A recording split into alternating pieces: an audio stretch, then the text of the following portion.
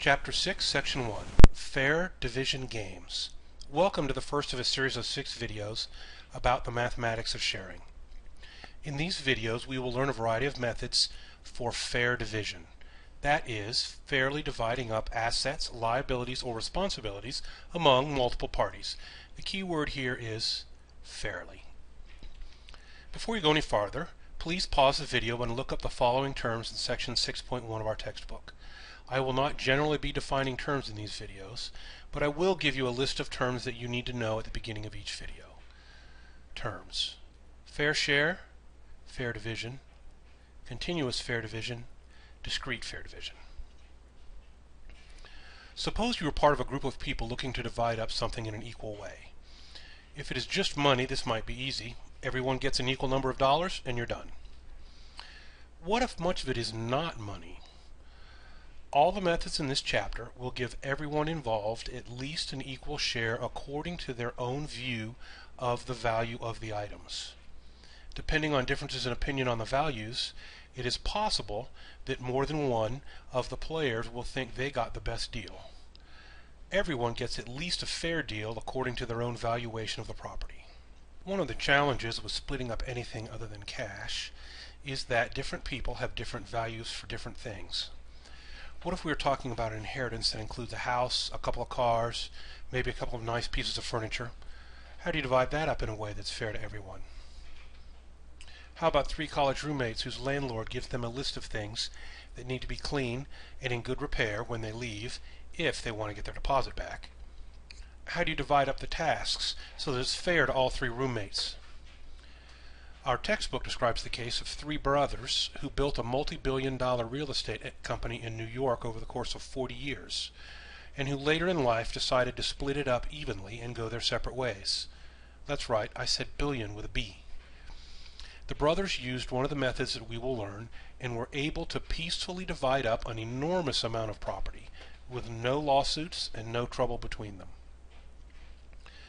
This chapter does not have much in the way of mathematical or algebraic formulas. What it does have are specific methods for doing things. In a way, it's more logical than mathematical, although there is some arithmetic and algebra in it. As you work your way through the chapter, you're going to need to learn the steps to each method, as well as how to tell which method to use for a particular question. The difficulty is not so much that you need to be super smart to figure this stuff out, as it is that will require you to memorize some things and pay attention to some details. The first section will teach us some of the basic ideas. Let's get started with our examples.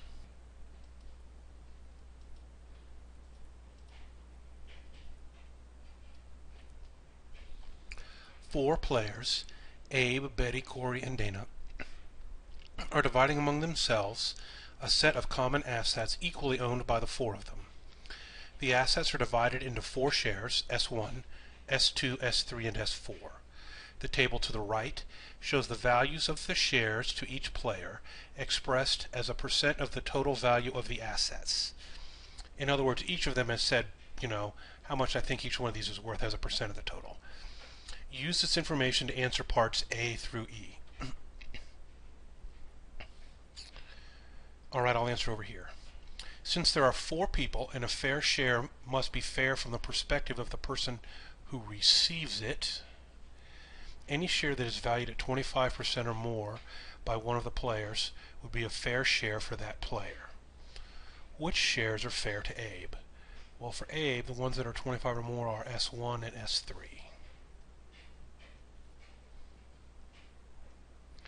Which shares are fair to Betty? Betty, they're all 25. All 4 shares are fair to Betty.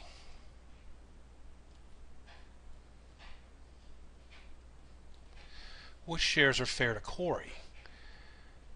S1 and S3 again are the only 2 that are 25% or more. Which shares are fair to Dana? Dana is S1 again, and then S2 and S4. All 3 of those are 25% or more.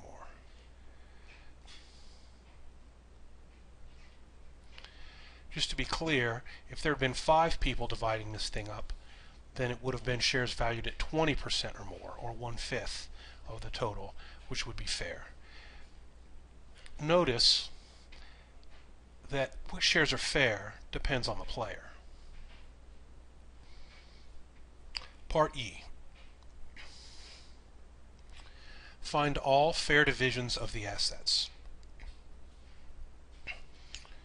I copied this chart from the beginning of the question just for the sake of convenience when answering Part E. Okay, option A. Abe gets S2, Betty gets S3, so on. So Abe gets S2, but to Abe, S2 is not fair. No, not a fair division.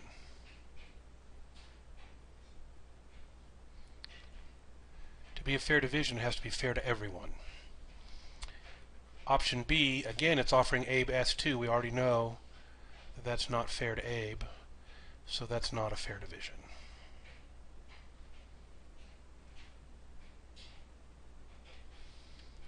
Option C, S3. Well, S3 works for Abe. Alright. Betty, S2. Well, S2 works for Betty. Corey, S1. S1 works for Corey. And Dana, S4. S4 works for Dana. Yes, this one is a fair division. Option D, S4 for Abe.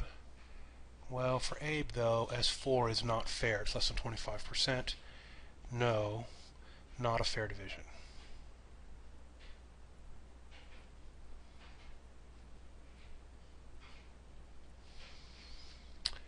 Option E, S1 for Abe, that works.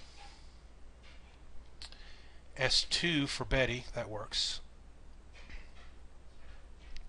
S3 for Corey, that works. And then S4 for Dana, that one works for everybody. Yes, this one is a fair division. Works for everyone. F, S3 for Abe.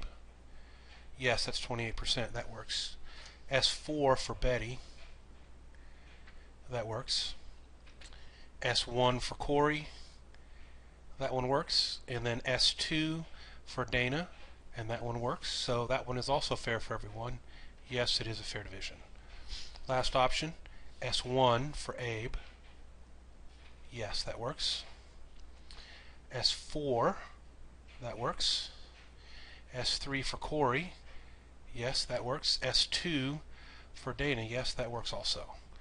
So yes, this one is a fair division. So out of these 7 options, it turns out 4 of these were fair divisions. Question 2. Carmen and George jointly buy a chocolate strawberry mousse cake for $48. Suppose that George values chocolate cake 5 times as much as he values strawberry cake.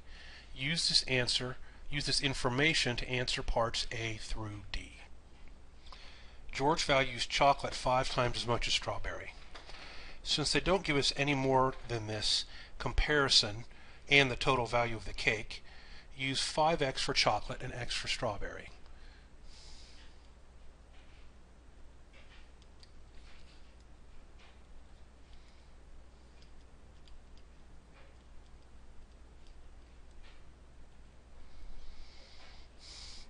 Since the total value is $48, we get the following equation. 5x for the chocolate plus the x for the strawberry, right? See how this values the chocolate 5 times as much as the strawberry, equals the $48. Alright, combine like terms. 6x equals $48. And divide both sides by 6. X then is $8. Now we're ready to answer some questions. Find the dollar value to George of the strawberry half of the cake. Well, the strawberry was a single X. $8 for the strawberry part. Part B, find the dollar value to George of the chocolate half of the cake. That was 5x, right? 5 times 8, $40 for the chocolate half. Find the dollar value to George of the slice of strawberry cake shown to the right. Okay, half of the whole cake is strawberry. And a circle has 360 degrees. So, half the cake has half of 360 degrees, which is 180 degrees. Alright? So the strawberry half